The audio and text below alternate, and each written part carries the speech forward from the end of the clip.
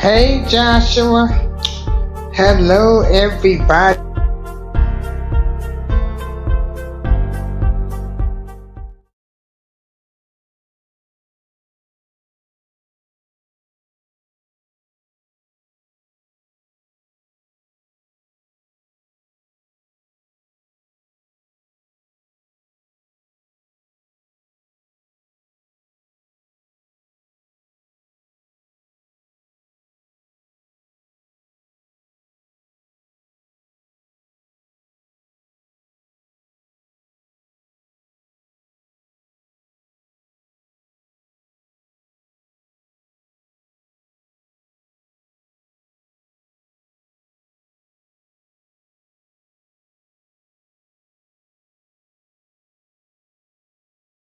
Happened.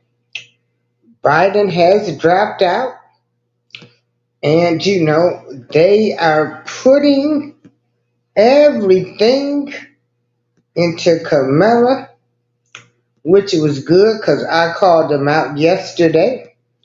You know, she was the vice president who was the racist now, so they are putting everything into Kamala now.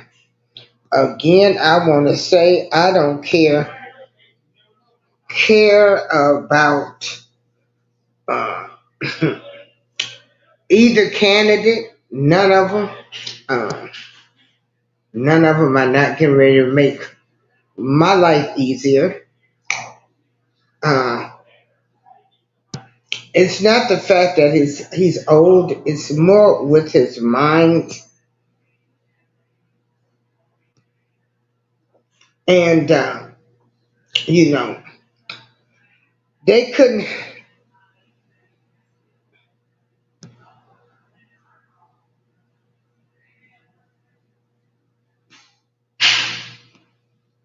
So at this point, stuff is changing so much. And like I tell everybody, I don't have a dog in this fight. Um, you know,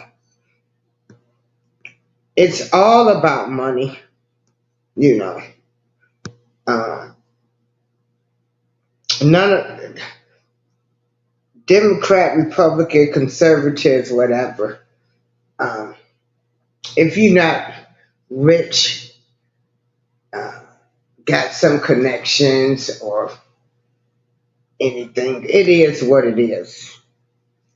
Uh, they might pass laws that might help with taxes. You try to look at what they're trying to do with the highways, and uh, we'll see what they do with Medicare, Medicaid. It was a bunch of years senior citizens didn't get raises. But what I want to talk about, because with y'all people, you know,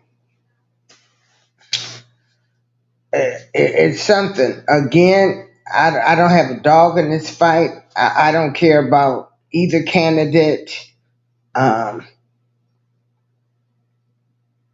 I just point out my thoughts.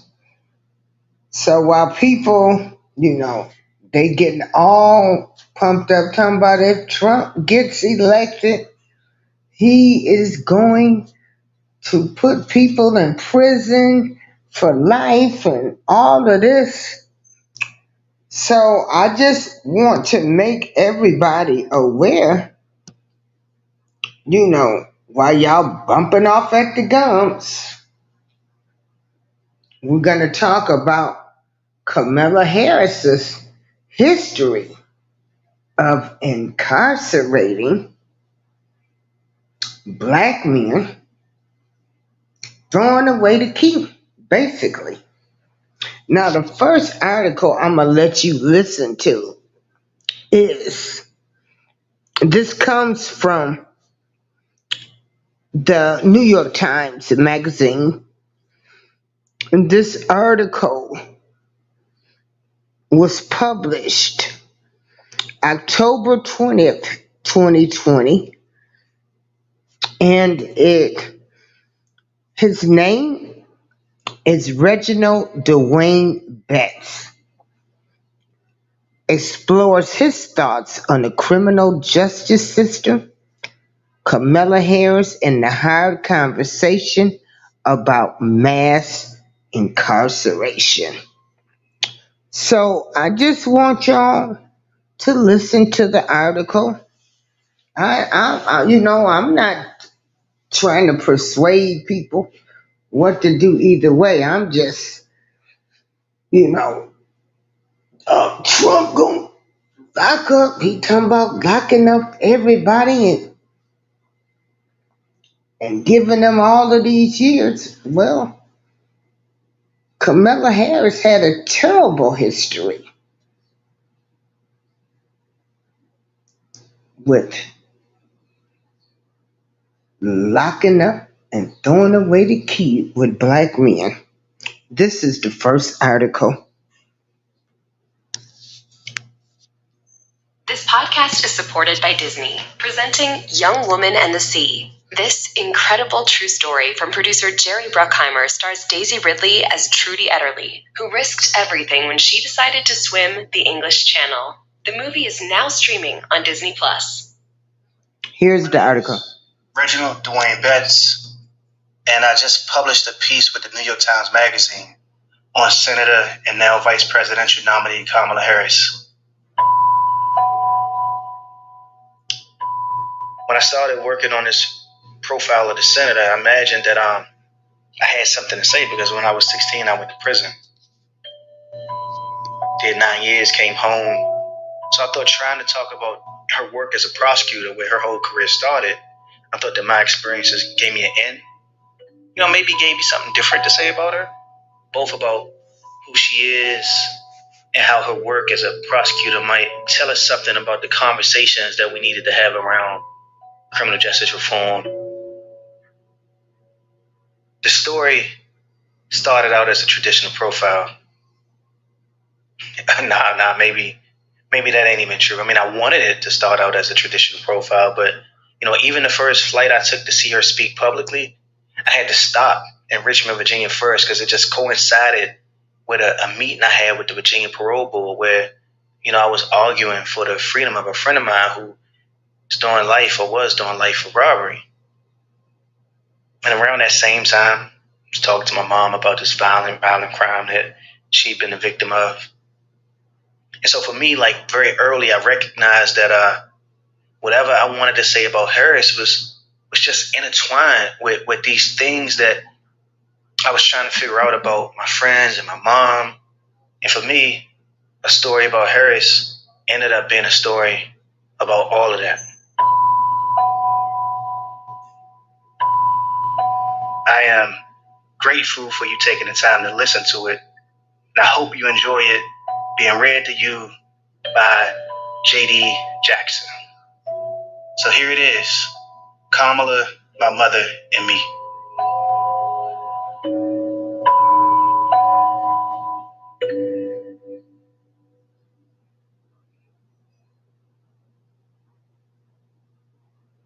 The future of work is arriving fast. The stakes are high, and new technologies. Hold on, y'all know we got some commercials. Joshua, how does this sound? Comprehensive, curated content. How is it sounding? Human expertise, transforming the way work gets done with the accuracy professionals demand. Built on the expertise Thomson Reuters is known for, because AI is only as trustworthy as the people behind it. Learn more at tr.com/future. My name is Stan Anderson. I'm a staff writer for the New York Times Magazine. Over the years, I've interviewed actors, artists, athletes. Recently, I've been spending time with animal people. Wait, what happens if I put my fingers in that bottom cage? He will probably bite you. Scientists, ferret breeders, heavy metal band that rescues baby puffins. You got one. Everyone has a story. When I was a kid, I had bats in the family bathroom. She didn't hear my mom backing into the driveway and she got pushed by my mom. Jessica, the rat, used to eat ice cream out of my mouth. Because thinking about animals seems to open up a little door. This is the baby. In a escape hatch out of the human world. Alrighty, we gotta lose spirit. Is that your blood or its blood? I think it's coming really close to my head. From the New York Times, this is Animal. Listen to it wherever you get podcasts.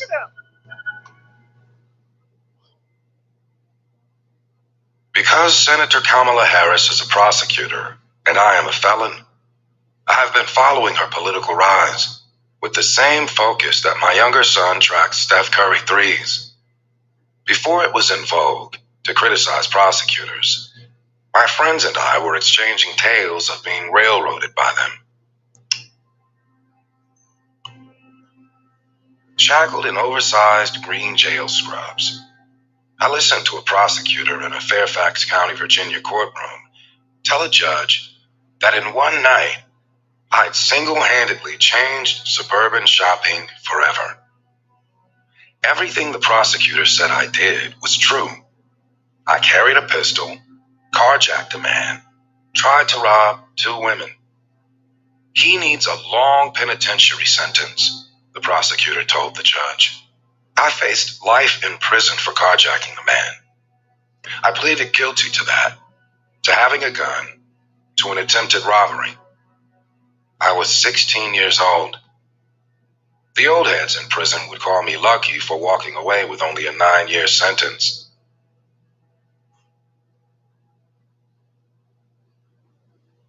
I'd been locked up for about 15 months when I entered Virginia's Southampton Correctional Center in 1998, the year I should have graduated from high school. In that prison, there were probably about a dozen other teenagers. Most of us had lengthy sentences, 30, 40, 50 years, all for violent felonies. Public talk of mass incarceration has centered on the war on drugs, wrongful convictions, and Kafkaesque sentences for nonviolent charges, while circumventing the robberies, home invasions, murders, and rape cases that brought us to prison. The most difficult discussion to have about criminal justice reform has always been about violence and accountability. You could release everyone from prison who currently has a drug offense, and the United States would still outpace nearly every other country when it comes to incarceration.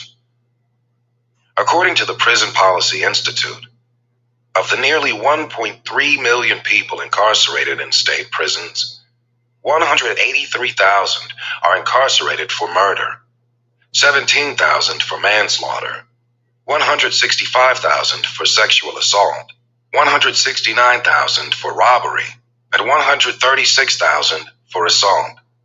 That's more than half of the state prison population.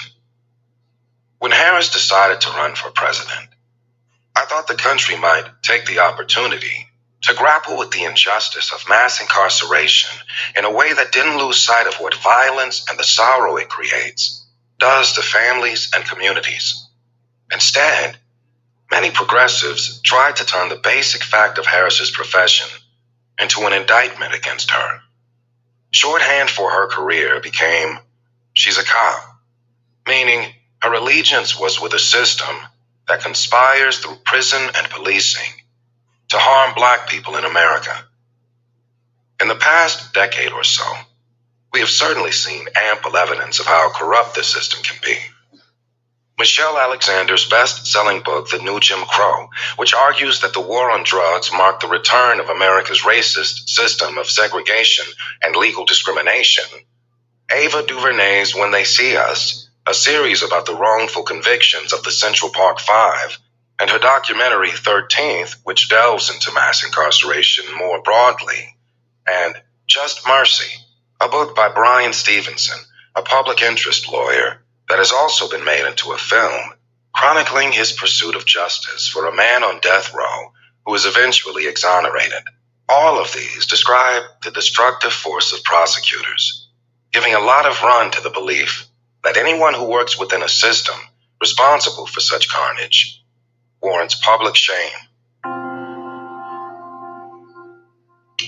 My mother had an experience that gave her a different perspective on prosecutors, though I didn't know about it until I came home from prison on March 4th, 2005, when I was 24. That day, she sat me down and said, I need to tell you something. We were in her bedroom in the townhouse in Suitland, Maryland, that had been my childhood home, where as a kid she'd call me to bring her a glass of water. I expected her to tell me that, despite my years in prison, everything was good now. But instead, she told me about something that happened nearly a decade earlier, just weeks after my arrest. She left for work before the sun rose, as she always did, heading to the federal agency that had employed her my entire life. She stood at a bus stop 100 feet from my high school, awaiting the bus that would take her to the train that would take her to a stop near her job in the nation's capital. But on that morning, a man yanked her into a secluded space, placed a gun to her head, and raped her. When she could escape, she ran wildly into the 6 a.m. traffic. My mother's words turned me into a mumbling and incoherent mess, unable to grasp how this could have happened to her. I knew she kept this secret to protect me. I turned to Google and searched the word rape, along with my hometown, and was wrecked by the violence against women that I found. My mother told me her rapist was a black man, and I thought he should spend the rest of his years staring at the pockmarked walls of prison cells that I knew so well. The prosecutor's job, unlike the defense attorneys or judges, is to do justice. What does that mean when you are asked by some to dole out retribution measured in years served, but blamed by others for the damage incarceration can do? The outrage at this country's criminal justice system is loud today, but it hasn't led us to develop better ways of confronting my mother's world from nearly a quarter century ago. Weekends visiting her son in a prison in Virginia. Weekdays attending the trial of the man who sexually assaulted her.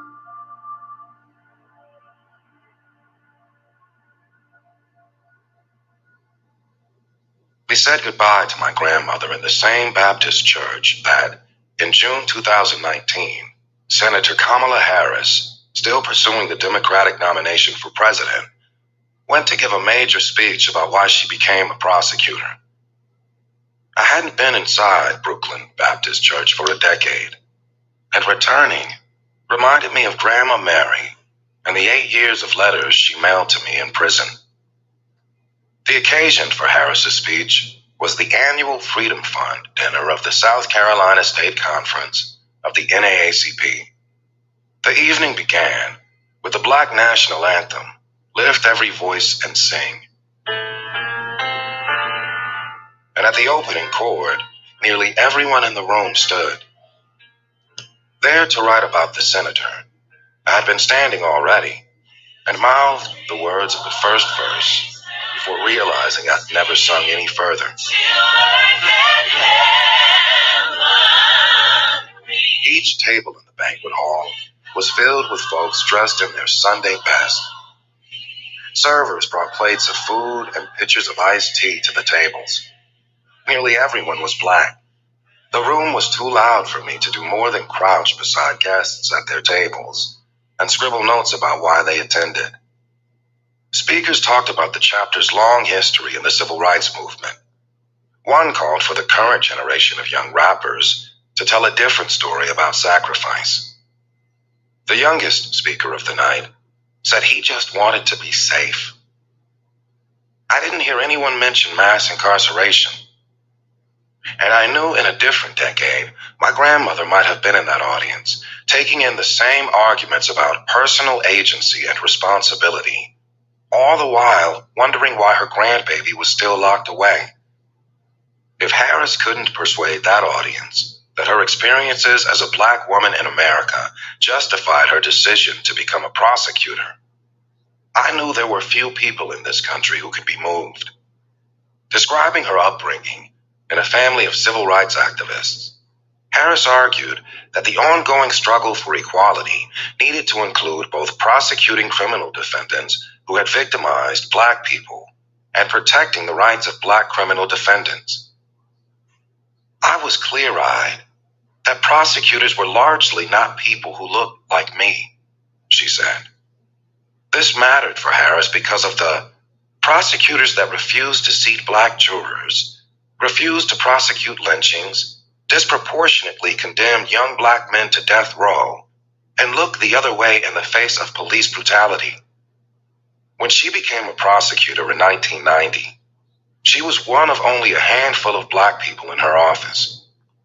When she was elected district attorney of San Francisco in 2003, she recalled she was one of just 3 black DAs nationwide. And when she was elected California Attorney General in 2010, there were no other black attorneys general in the country. At these words, the crowd around me clapped. I knew the unilateral power that prosecutors had with the stroke of a pen to make a decision about someone else's life or death, she said. Harris offered a pair of stories as evidence of the importance of a black woman's doing this work. Once, ear hustling, she listened to colleagues discussing ways to prove criminal defendants were gang affiliated. If a racial profiling manual existed, their signals would certainly be included. Baggy pants, the place of arrest, and the rap music blaring from vehicles. She said that she told her colleagues, "So, you know that neighborhood you were talking about? Well, I got family members and friends who live in that neighborhood. You know the way you were talking about how folks were dressed? Well, that's actually stylish in my community." She continued, "You know that music you were talking about? Well, I got a tape of that music in my car right now." The second example was about the mothers of murdered children. She told the audience about the women who had come to her office when she was San Francisco's DA, women who wanted to speak with her and her alone about their sons. The mothers came, I believe, because they knew I would see them, Harris said. And I mean literally see them. See their grief. See their anguish. They complained to Harris that the police were not investigating. "My son is being treated like a statistic," they would say. Everyone in that Southern Baptist church knew that the mothers and their dead sons were black. Harris outlined the classic dilemma of black people in this country, being simultaneously over-policed and underprotected. Harris told the audience that all communities deserved to be safe. Among the guests in the room that night whom I talked to, no one had an issue with her work as a prosecutor. A lot of them seemed to believe that only people doing dirt had issues with prosecutors. I thought of myself and my friends who have served long terms, knowing that in a way, Harris was talking about black people's needing protection from us, from the violence we perpetrated to earn those years in a series of cells.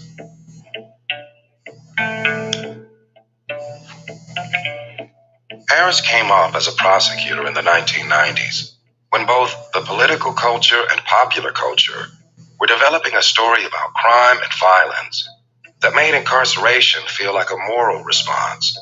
Back then, films by black directors, New Jack City, Menace to Society, Boys in the Hood, turned black violence into a genre where murder and crack dealing were as ever-present as black fathers were absent. Those were the years when Representative Charlie Rangel, a Democrat, argued that we should not allow people to distribute this poison without fear that they might be arrested and go to jail for the rest of their natural life. Those were the years when President Clinton signed legislation that ended federal parole for people with 3 violent crime convictions and encouraged states to essentially eliminate parole, made it more difficult for defendants to challenge their convictions in court, and made it nearly impossible to challenge prison conditions. Back then, it felt like I was just one of an entire generation of young black men learning the logic of count time and lockdown.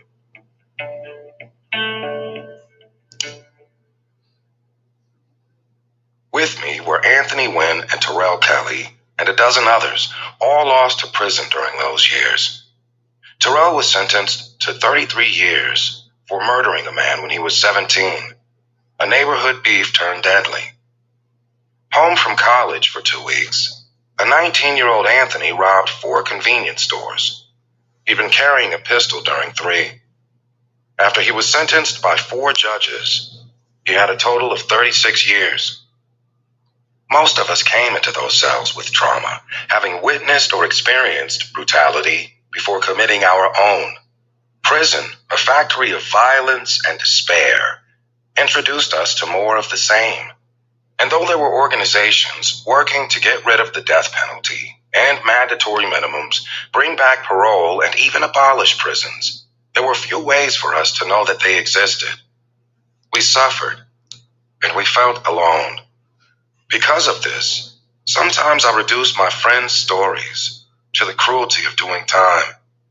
I forget that Terrell and I walked prison yards as teenagers, discussing Malcolm X and searching for mentors in the men around us.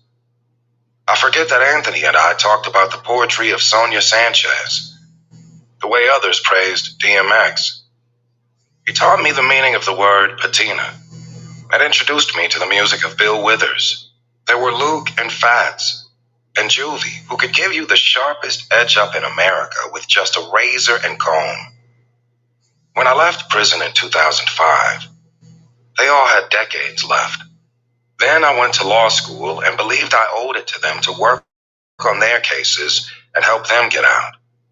I've persuaded lawyers to represent friends pro bono, put together parole packets, basically job applications for freedom, letters of recommendation and support from family and friends, copies of certificates attesting to vocational training, the record of college credits.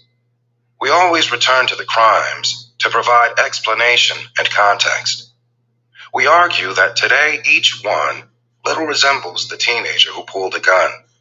And I write a letter, which is less from a lawyer and more from a man remembering what it means to want to go home to his mother. I write, struggling to condense decades of life in prison into a 10-page case for freedom. Then I find my way to the parole board's office in Richmond, Virginia, and try to persuade the members to let my friends see a sunrise for the first time. Juvie and Luke have made parole. Fats, represented by the Innocence Project at the University of Virginia School of Law, was granted a conditional pardon by Virginia's governor, Ralph Northam. All 3 are home now, released just as a pandemic would come to threaten the lives of so many others still inside. Now free, they've sent me text messages with videos of themselves hugging their mothers for the first time in decades, casting fishing lines from boats drifting along rivers they didn't expect to see again, enjoying a cold beer that isn't contraband. In February, after 25 years, Virginia passed a bill making people incarcerated for at least 20 years for crimes they committed before their 18th birthdays eligible for parole. Men who imagined they would die in prison now may see daylight.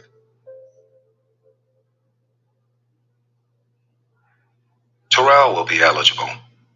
These years later, he's the mentor we searched for, helping to organize from the inside community events for children. And he's spoken publicly about learning to view his crimes through the eyes of his victim's family. My man Anthony was 19 when he committed his crime.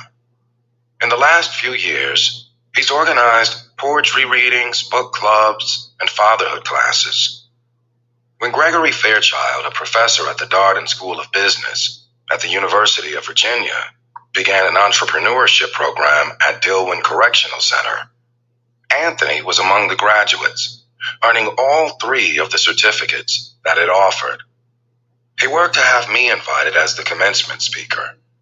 And what I remember most is watching him share a meal with his parents for the first time since his arrest. But he must pray that the governor grants him a conditional pardon, as he did for Fats. I tell myself that my friends are unique.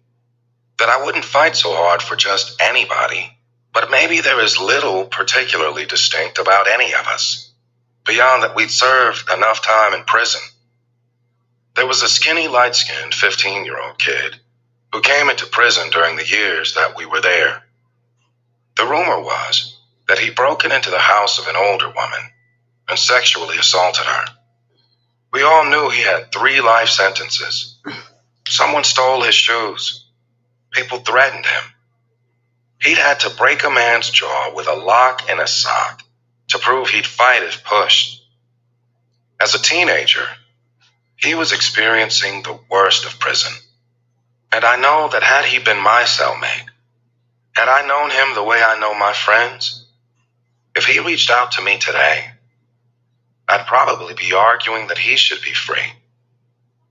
But I know that on the other end of our prison sentences was always someone weeping. During the middle of Harris's presidential campaign, a friend referred me to a woman with a story about Senator Harris that she felt I needed to hear. Years ago, this woman's sister had been missing for days, and the police had done little. Happenstance gave this woman an audience with then Attorney General Harris. A coordinated multi-city search followed. The sister had been murdered. Her body was found in a ravine. The woman told me that Kamala understands the politics of victimization as well as anyone who has been in the system, which is that this kind of case, a 50-year-old black woman gone missing or found dead, ordinarily does not get any resources put toward it. They caught the man who murdered her sister, and he was sentenced to 131 years. I think about the man who assaulted my mother, a serial rapist, because his case makes me struggle with questions of violence and vengeance and justice, and I stop thinking about it. I am inconsistent. I want my friends out, but I know there is no one who can convince me that this man shouldn't spend the rest of his life in prison. My mother purchased her first single-family home just before I was released from prison. One version of this story is that she purchased the house so that I wouldn't spend a single night more than necessary in the childhood home I walked away from in handcuffs. A truer account is that by leaving Suitland, my mother meant to burn the place from memory. I imagined that I had singularly introduced my mother to the pain of the courts. I was wrong. The first time she missed work to attend court proceedings was to witness the prosecution of a kid the same age as I was when I robbed a man. He was probably from Suitland, and he'd attempted to rob my mother at gunpoint. The second time, my mother attended a series of court dates involving me, dressed in her best work clothes, to remind the prosecutor and judge and those in the courtroom that the child facing a life sentence had a mother who loved him. The third time, my mother took off days from work to go to court alone and witness the trial of the man who raped her and 2 other women.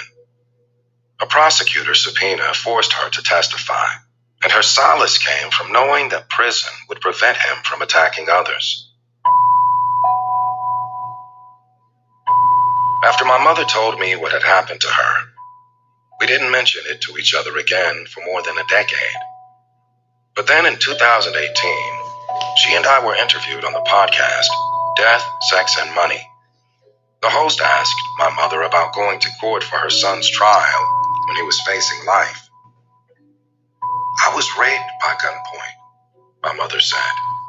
It happened just before he was sentenced. So when I was going to court for Dwayne, I was also going for a court trial for myself. I hadn't forgotten what happened, but having my mother say it aloud to a stranger made it far more devastating. On the last day of the trial of the man who raped her, my mother told me the judge accepted his guilty plea. She remembers only that he didn't get enough time. She says her nose began to bleed.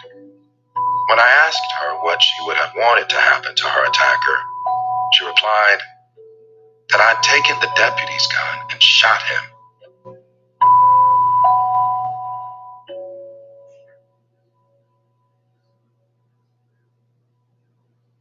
Harris has studied crime scene and autopsy photos of the dead.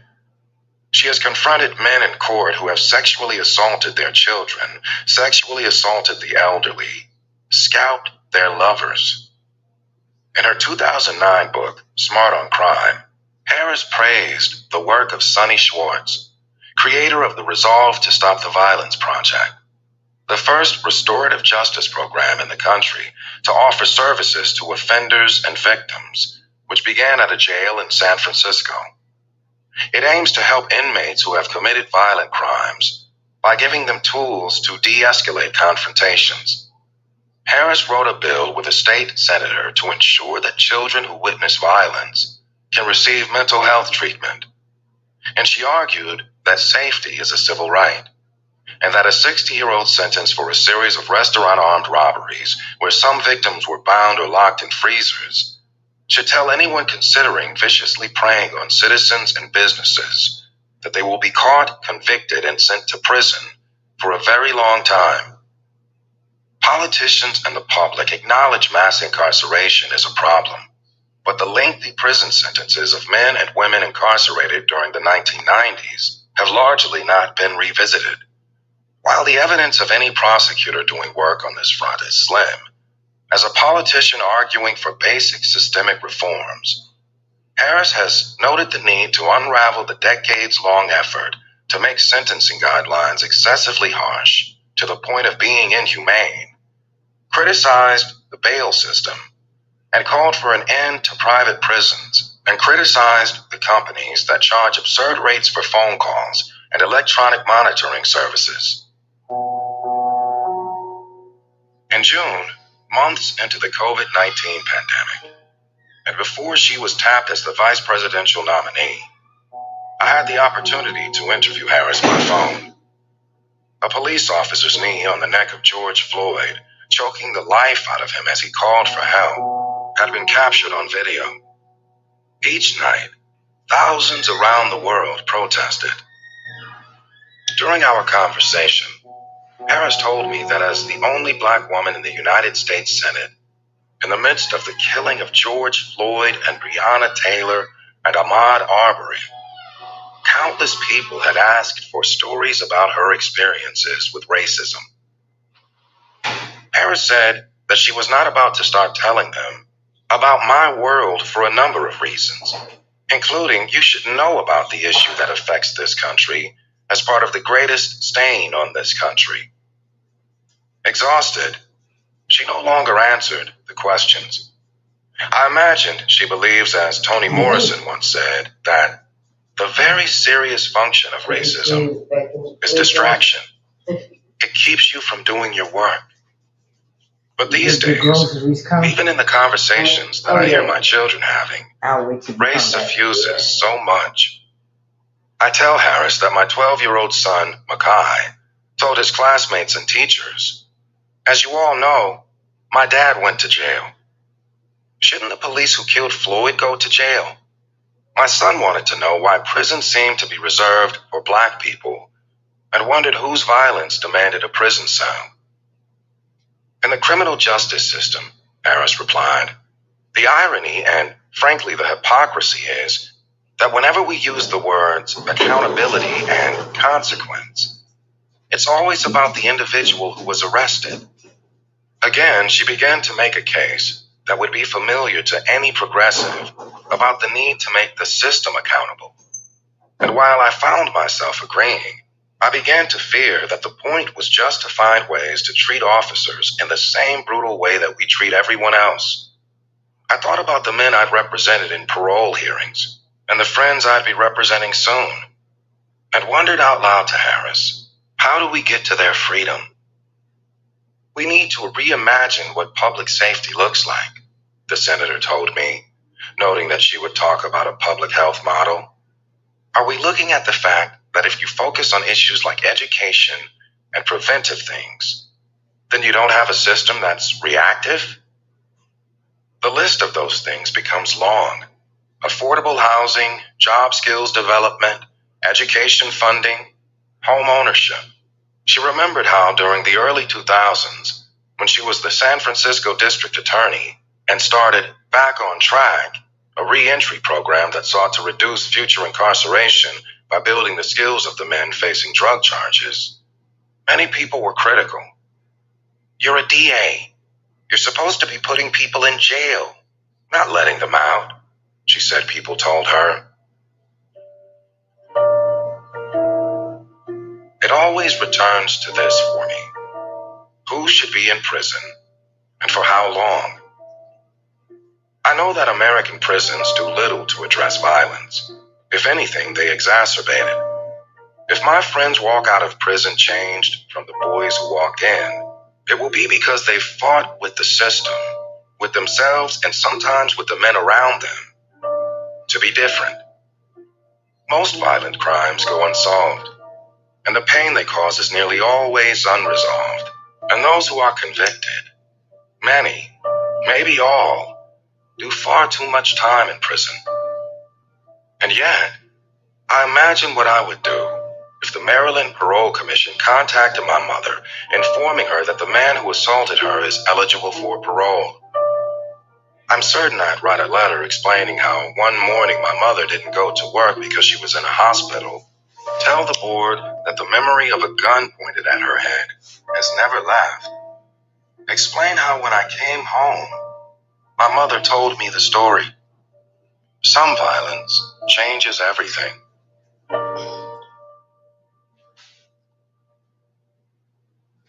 The thing that makes you suited for a conversation in America might be the very thing that precludes you from having it.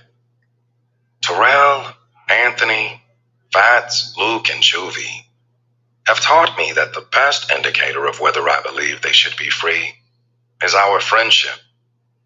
Learning that a black man in the city I called home raped my mother taught me that the pain and anger for a family member can be unfathomable. It makes me wonder if parole agencies should contact me at all, if they should ever contact victims and their families. Perhaps if Harris becomes the vice president, we can have a national conversation about our contradictory impulses around crime and punishment. For 3 decades, as a line prosecutor, a district attorney, an attorney general, and now a senator, her work has allowed her to witness many of them. Prosecutors make a convenient target, but if the system is broken, it is because our flaws more than our virtues animate it. Confronting why so many of us believe prisons must exist may force us to admit that we have no adequate response to some violence. Still, I hope that Harris reminds the country that simply acknowledging the problem of mass incarceration does not address it any more than keeping my friends in prison is a solution to the violence and trauma that landed them there.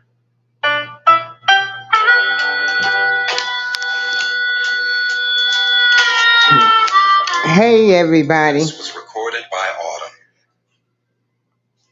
Autumn. Again, hey. Yeah, hey, love and live. So,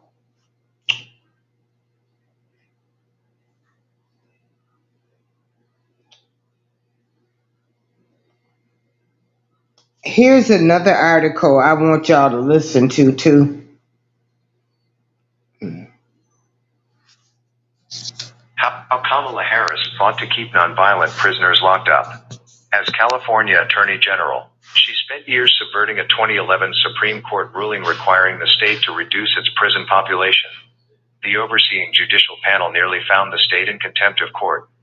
Senator Kamala Harris, DCA, a leading candidate to be Joe Biden's running mate, repeatedly and openly defied U.S. Supreme Court orders to reduce overcrowding in California prisons while serving as the state's Attorney General, according to legal documents reviewed by the Prospect.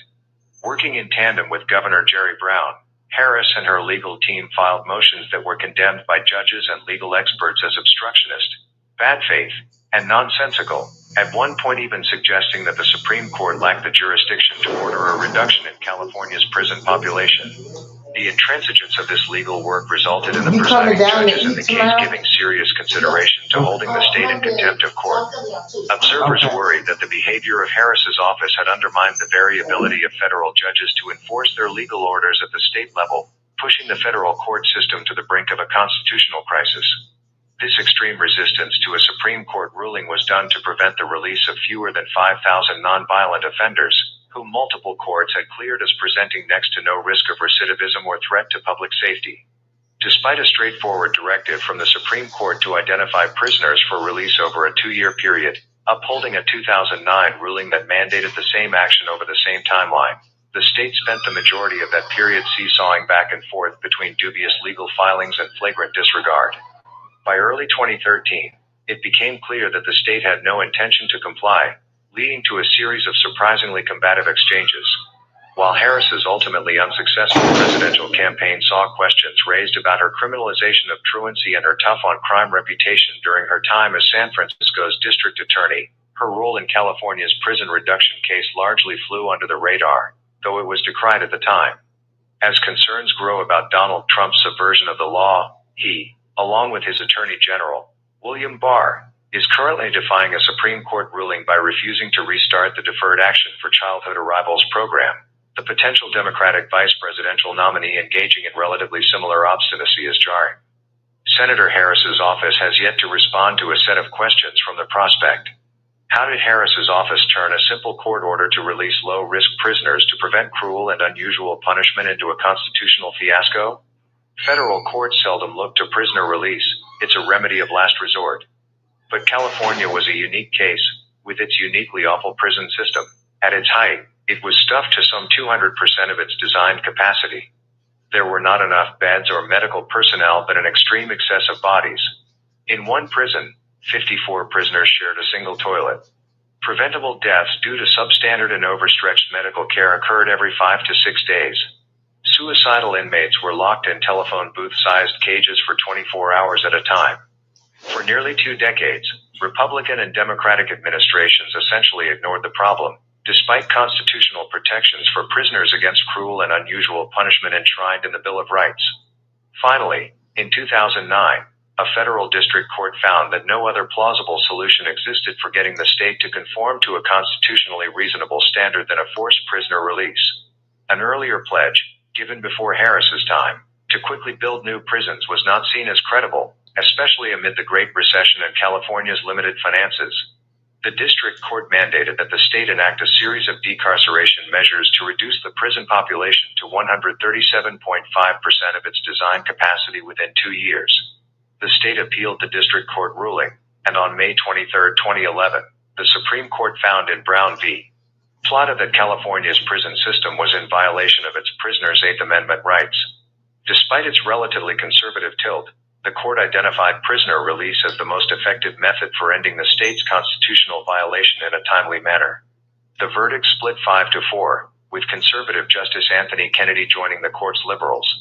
Upholding a lower court mandate, Kennedy wrote the majority opinion in the case, including an array of gruesome details from inside those prisons, and condemning the state for facilitating needless suffering and death, as he called it. At that point, Kamala Harris had been the state's Attorney General for just over 4 months, representing California as its top legal officer. But the Supreme Court ruling would have to be enacted on her watch. Every 6 months, the state would have to show it had decreased its prison population in compliance with a threshold overseen by a 3-judge district court panel, 167% of capacity by the end of 2011, 155% by June 2012, finally arriving at the target level of 137.5% by June 2013. It soon became clear that the state would hold out on complying with the judicial order.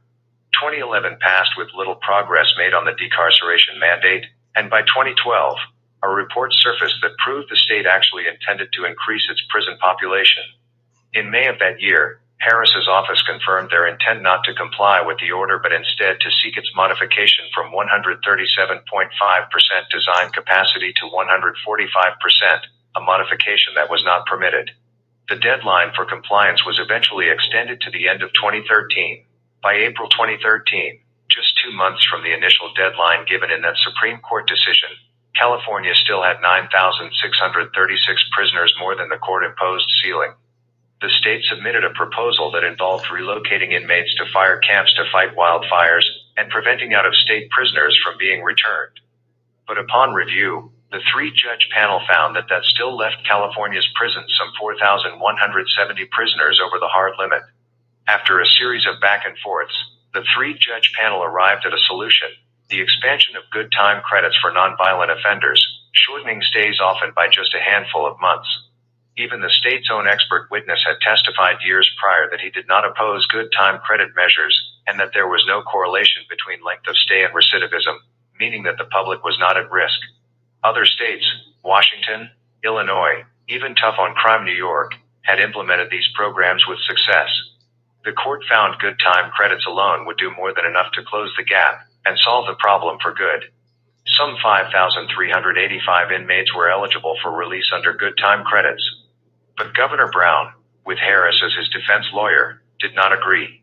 Harris's office launched into a campaign of all-out obstruction, refusing to answer why they could not simply release low-risk, nonviolent inmates to conform to the Supreme Court's request. Defendants offered no explanation, however, why they could not release low-risk prisoners early, the June 2013 ruling stated. But Harris's office didn't stop there. Instead, they claimed on behalf of the state that the Supreme Court had no jurisdiction to even request such a release, refusing to answer questions as to how they would implement the Supreme Court ruling, and courting a constitutional crisis. That resulted in a stunningly sharp rebuke from the three-judge district court panel in a June 2013 ruling. When asked by what date the state could identify their list of prisoners who are unlikely to reoffend, defendants defiantly refused. The judges wrote and stated, somewhat astonishingly, that our suggestion that we might order defendants to develop a system to identify low-risk prisoners, a system that the Supreme Court had suggested we might consider ordering defendants to develop without delay, is a prisoner release order that vastly exceeds the scope of any of the court's prior orders. The Supreme Court, in fact, ruled that the three-judge district court panel had exactly that authority in its 2011 ruling. In tortured logic, the district court continued. Defendants suggested that the Supreme Court statement did not authorize the No, it's release supposed to of work in prisoners my or apartment, even but the it don't. consideration of that question. Harris's Attorney General's office, the ruling added, continually equivocated regarding the facts and the law, to the point that the panel strongly considered holding the state in contempt. They rejected that action only because it would have delayed the release of nonviolent inmates even further, and aided the state's obstructionist campaign. This court would therefore be within its rights to issue an order to show cause and institute contempt proceedings immediately. The ruling reads, our first priority, however, is to eliminate the deprivation of constitutional liberties in the California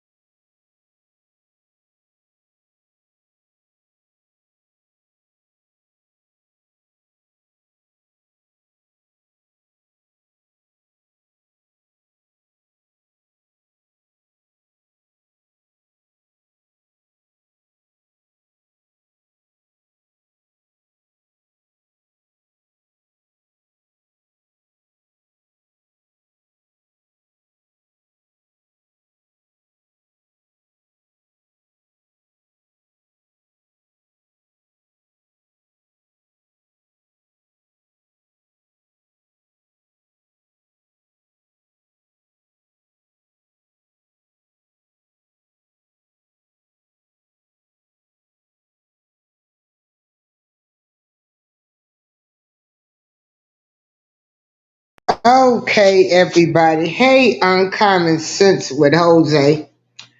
So, Senator Kamala Harris, when she was a senator, she repeatedly and openly defied U.S. Supreme Court orders to reduce overcrowding in California prisons while serving as the state's attorney general.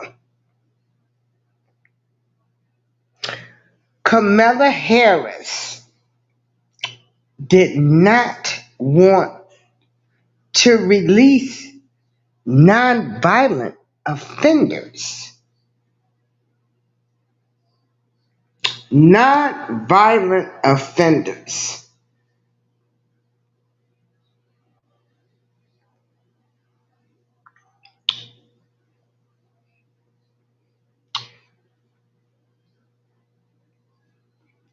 Kamala Harris fought to keep nonviolent prisoners locked up. That's what this woman did.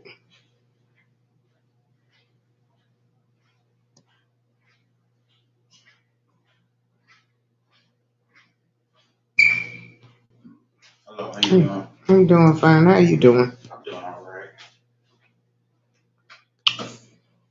So, this was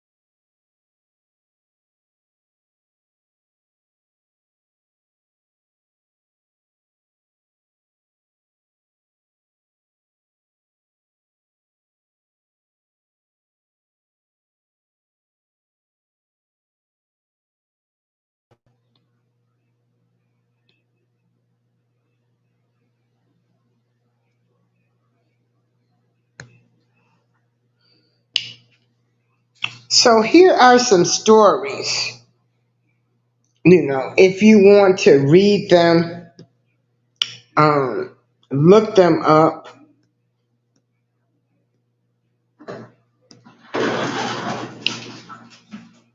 Hey, but just remember, I'm doing fine. Kamala Harris fought to keep nonviolent prisoners locked up. And they talking about Trump, okay? Don't tell me nothing. I'm doing fine. But she fought to keep non-violent criminals locked up.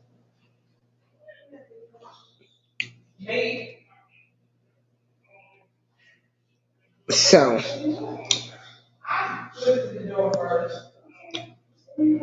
yeah. I want to thank everybody for joining me. You can do your research. Just remember this. Kamala Harris is not a friend. She believes in locking up black men and throwing away the key. April Showers, I'm out.